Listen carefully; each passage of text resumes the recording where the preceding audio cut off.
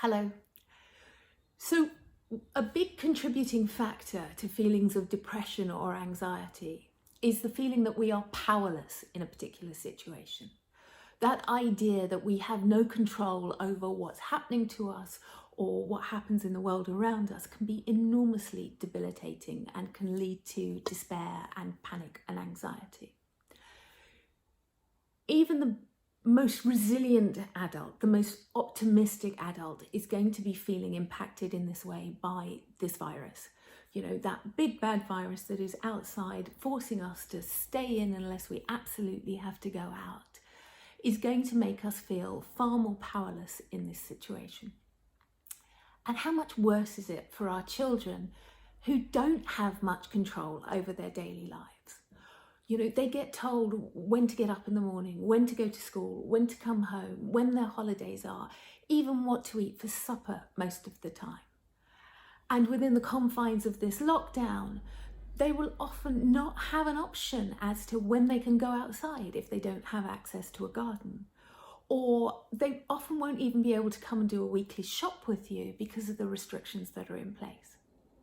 So it's really important to look at that belief that confident and resilient people share, that they do have control over their lives, and to see how we can foster that in this particular time.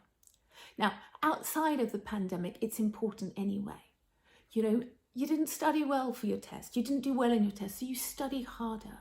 Having problems with some friendships, okay, well, let's look. Can we have some play dates that are one-on-one? Are there different friendships that you should be fostering? Feeling a bit down, well, they can reach out to you or put on a happy movie or dance or something along those lines. And equally within this pandemic, how do you foster those feelings of being in charge and being in control of their own lives a little bit more? So maybe you're not going to open a restaurant, but giving them a choice. What would you like for supper? You can have this or you can have this. When would you like to work? If this is something that works for them, if they are a little bit more adaptable and resilient, maybe they work better by getting up a little bit later. Okay, that's fine. Finding those areas in which they can exercise control is really important. And similarly, you know, around the pandemic itself, well, you can have control over your own safety. Choosing whether or not you're going to wash your hands makes us safer. So encouraging them to take control of that and to do that more.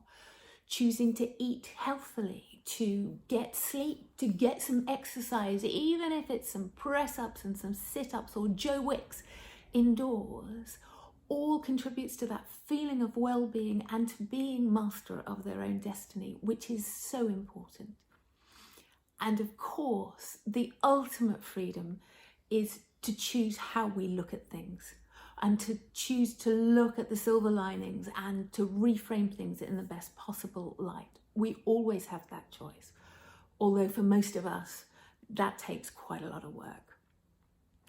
So until next time, be safe, be well, and be kind.